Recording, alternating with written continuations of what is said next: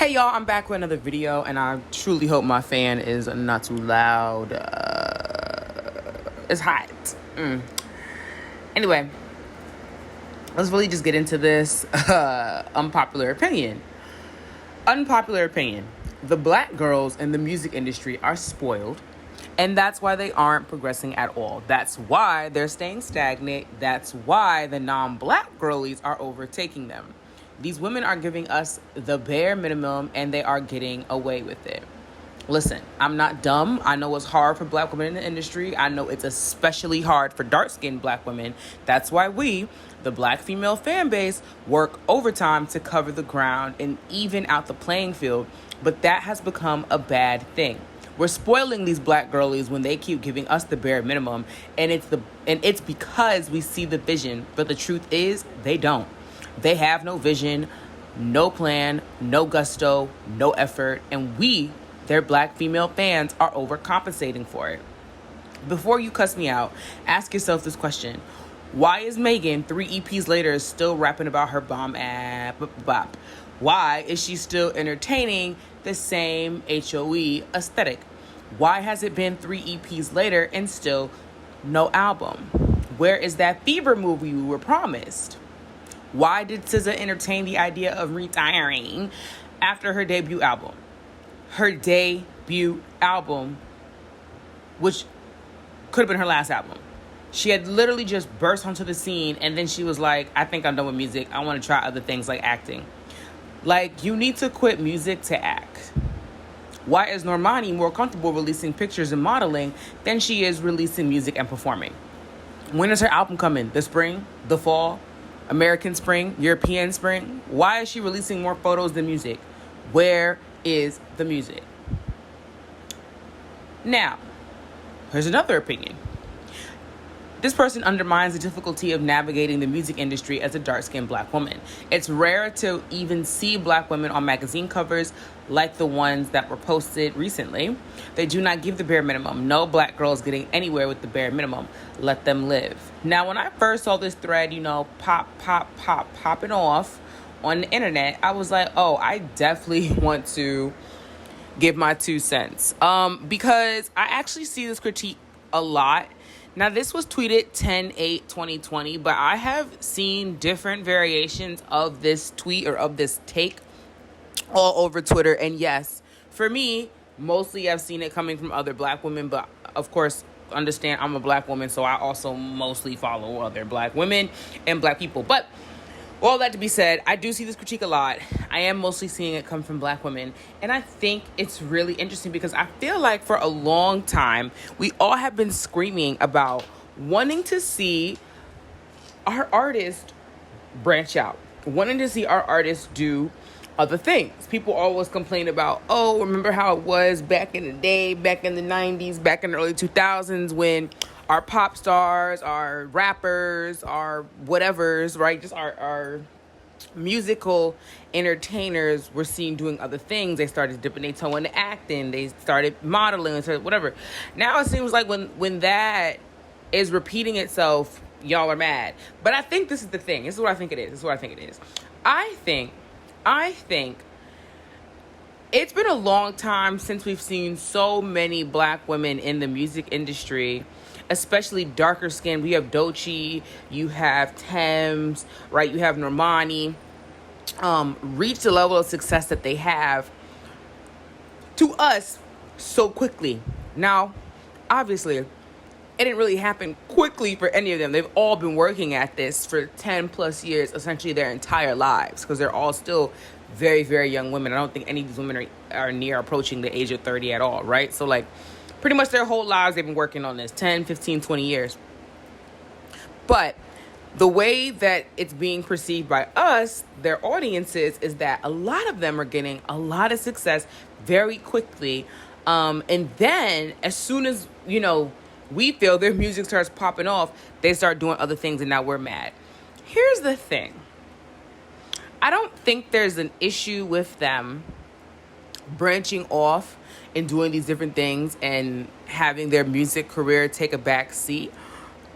I think the biggest thing that we all are really noticing is artist development isn't the way that it used to be.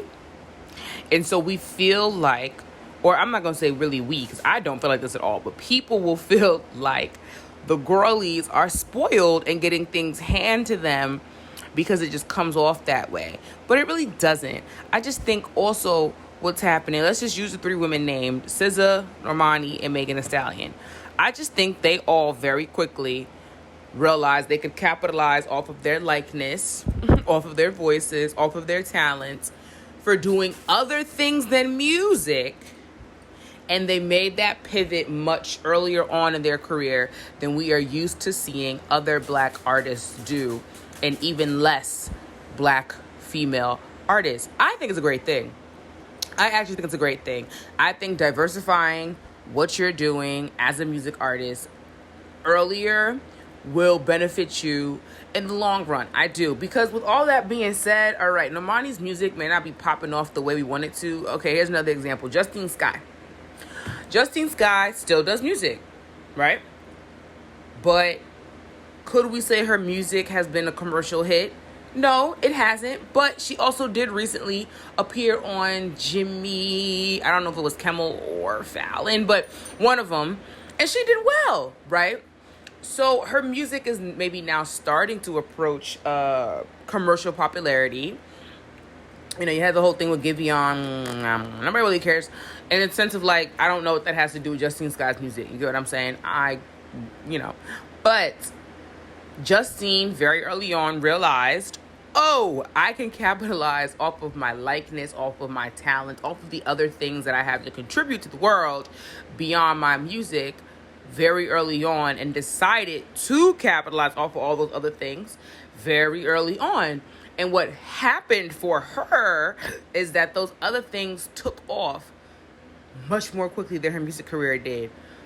So she's stuck with it. I think the girlies are making very smart decisions by monetizing the other talents, the other gifts to the world that they have to give, and exploring all the other kind of business ventures that they want to explore earlier in their careers while they're, you know, you could say hot, young, and fresh, right? Like while they're still new and fresh to the scene, while we are still receiving them as novelty. Because y'all can have all the criticism in the world, but please name another Normani. Please name another SZA. Please name another Megan Thee Stallion right now. Like, who are their contemporaries right now?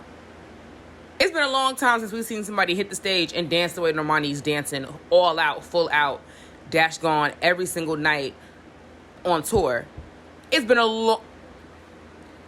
long time. It's been like since Janet Jackson times. And no, that's not an over exaggeration. No, that's not a facetious comment. No, I'm not saying that for shock value. I'm being honest. We really haven't seen somebody hit the stage and perform all out like that every single time she's on a stage and do it so well since like Janet Jackson. We really haven't. Beyonce, incredible performer. Literally greatest performer alive right now, right? But Beyonce doesn't dance like Normani. Beyonce can still dance. Beyonce can still get down. But Beyonce cannot dance like Normani, right? I don't know any of the girlies who could really dance like Normani. Normani is really, truly a trained athlete and gymnast, if we're going to be honest, when it comes to her dance style. And she just happens to be really good at doing other things, you know? Name me another SZA. I know we all like to laugh and joke about SZA's like voice and her singing style or whatever, but let's be honest, SZA, along with Summer Walker actually, are very reminiscent to that kind of softer approach to music from Black women, like a Minnie Riperton. Now, neither of them can sing like Minnie Riperton, but that's not the case. That's not the point I'm making. And also, that's not me throwing shade or throwing a dig. I'm not saying SZA or Summer Walker can't sing. No, they both sing differently, but they're not Minnie Riperton. But what they are doing, though, is reimagining that sound. If we're going to be honest, they're reimagining that sound. And they're also reminding us Black women that sometimes we can just make like soft music. Especially early SZA, very soft. Like, you know, very, very, very soft, very light and airy. Just a different feeling. invoking different feelings from us that remind us to be kind to ourselves, which is the kind of music we don't get very often from ourselves. So she's needed and necessary in the space. And Megan Thee Stallion, come on, babes. I don't really need to say much. Megan Thee Stallion. Okay? So no matter how long it's taken for them to get out albums and EPs and singles, but I do still feel the way about that Fever video, but at this point, it's not worth it. And I mean, she should redo it, I think. I still think it's a great concept. And Type Williams, like, I really do hope she still does it, but obviously not with that man. But I don't know. I think this critique is so interesting because it's like, as much as we push back about the strong, independent black woman, the superhero complex that black women deal with and go through, and also, right, wanting to push back against being boxed in or, like, having to feel like we just have to do the one thing, isn't it so wild that we don't like it when we actually see it happening in practice? Like, people are genuinely upset at the fact that let's just use 3 women named, SZA, Megan Thee Stallion, and Normani, don't want to just do music for 10 years and then try to pivot and do something else. No, I'm going to try to do all the things now. At the height of the beginning of my career, I'm going to do all the things that I want to do now while I'm young, hot, and fresh, and still a novelty to people. Because there will come a time, and this is the ebb and flow of being an artist. There will come a time that Normani, SZA, and Megan perhaps aren't as novelty to us, and I don't think that's a bad thing. I don't think that's a bad thing at all. We only get so many art, like Michael Jackson, Beyonce, Whitney Houston.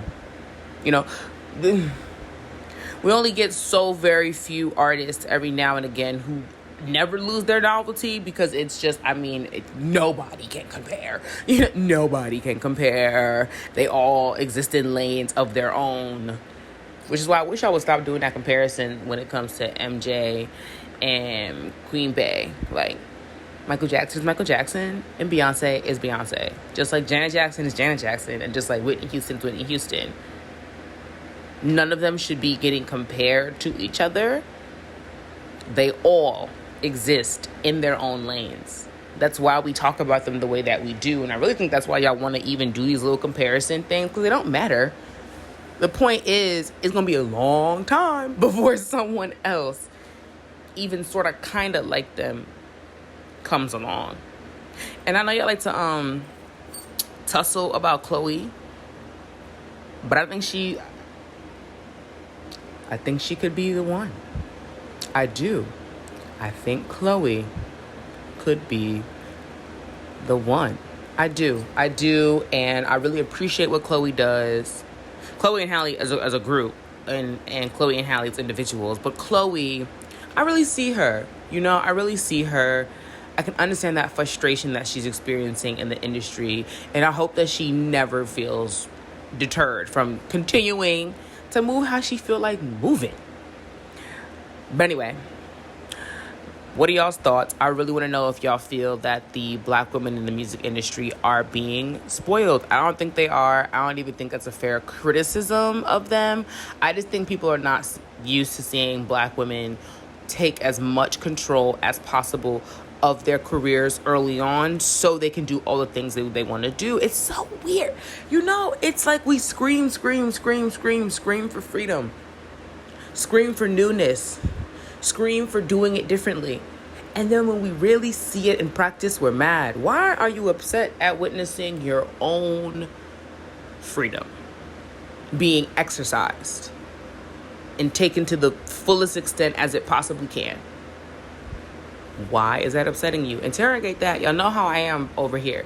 I always want us to be interrogating our feelings and really asking ourselves, why do I feel that way about these things that I am noticing and naming? Don't only say, I feel this way, and rattle off how you feel. Okay, cool. Now also explain to yourself why you feel that way. Don't even explain it to everybody else first. Explain to yourself why you feel that way, because I'm telling y'all, once you sit down and ask yourself and name these things, identify these things, and go, why do I feel this way though? I bet you your feelings will change. And I'm not saying for better or for worse, just I bet you your feelings will change. I bet you will have a shift in perspective once you name and identify what it is that is making you feel that way.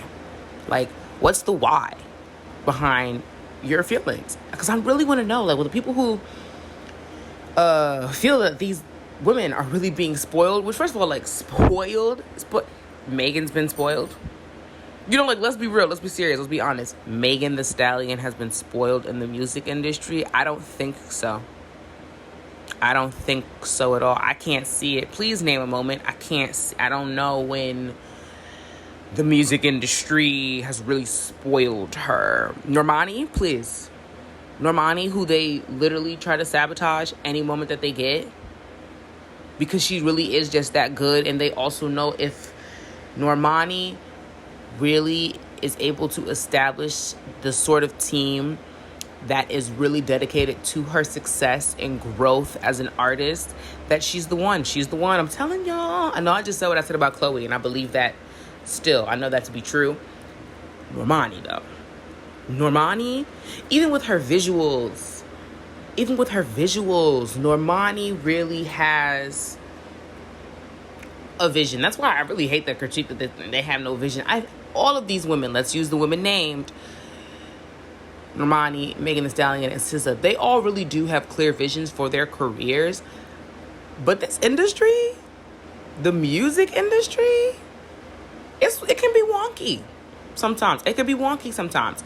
And I also think y'all really overestimate what they receive at times from these labels. And I think sometimes y'all really overestimate their teams and how much their teams really do ride or don't ride for them. Black artists, and I mean this like for real, Black artists still have to do other things to make sure they're being compensated correctly for the effort that they put out. You know, artists still have to do other things. Like, we all know now, okay, you don't really make that much money off of streaming. Like, it don't matter who you are, your bread and butter, like, every bill you have is not going to get paid by streams, right? Because streams are like cents on the dollar. That's just the name of the game. So, all right. So we know that artists have to tour. Cool. We know artists have to do merch. Great. But artists got other bills to pay. And most Black artists deal with the black tax. If you're not familiar with the black tax, Google it. Google the black tax and read up on it. Amazing thing. Watch some videos and references here on YouTube.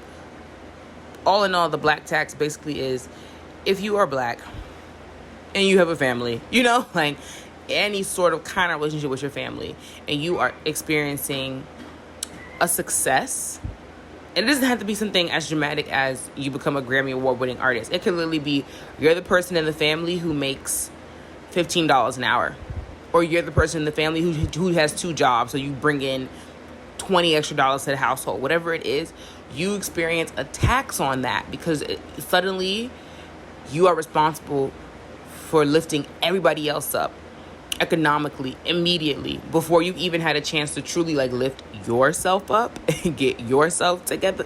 You know, I can't even get myself together. Like, literally, like, before you can even get yourself together, you got somebody else's bills to pay, or you have an entire household to manage and take care of now. Suddenly, when it's like, I never had this responsibility before, nor was I truly trained for this responsibility or brought up to understand what it really takes to honor that responsibility. I've just been thrusted into it because I make an extra $3 an hour now. You know, like that really happened. Like, y'all think about it. This really happens to some people. Some people get promoted to manager at CVS, and mind you, I'm not using this as an example to like downplay nothing. I don't know if they pay full at CVS. I could imagine it actually could be a pretty good salary, especially if you love it, and you know, if you're really about it, you could work your way up from manager at CVS all the way to their executive corporate offices. So don't sleep on nothing. Like, if you want to do something, do it, and look at where you are as a stepping stone to that. Okay, if you want to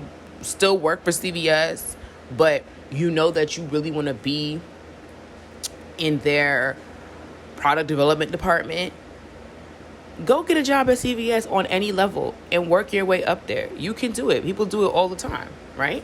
So that means you can. But what I'm saying is, somebody can go ahead and get themselves the manager position at CVS, and now suddenly their family looks to them and goes, oh, you can pay the mortgage now. And you can start doing da-da-da-da. Wait, hold on. Like, this is my first time making an extra $3. Can I maybe put away $1.50 and give y'all $1.50, and we do it like that way? Why I gotta pay the mortgage? How am I about to lift myself up? You know what I mean? If you making $2,000, $3,000 a month or a week or a day, whatever it is, but you have to give 99% of that or 90% of that away because you've had a responsibility placed on you that taxes your newfound income, it could get very difficult. It could feel very daunting. It could be really exhausting to try to maintain, because now you're like, oh, well, now I'm not just maintaining this for myself. I'm maintaining this for everybody else. And if I don't continue to maintain this for everybody else, then I'm not doing what's right. And that's not true. That's not true. We have to be honest. A lot of us, Black folks as a community, a lot of us do not get trained up in how to do that. A lot of us don't get trained up in how to allocate those funds, that extra $3 an hour we make. We don't. And so the Black tax feels like even more of a really heavy pressure on you. And all of these women named, Megan Thee Stallion, Normani, and SZA, absolutely are feeling that. Some of them have even expressed it, but they all feel that too. So it's like, babe, they gotta do other things. Like, the music industry cannot be the only thing that they are in. They have to do other things, and they have to do other things quickly.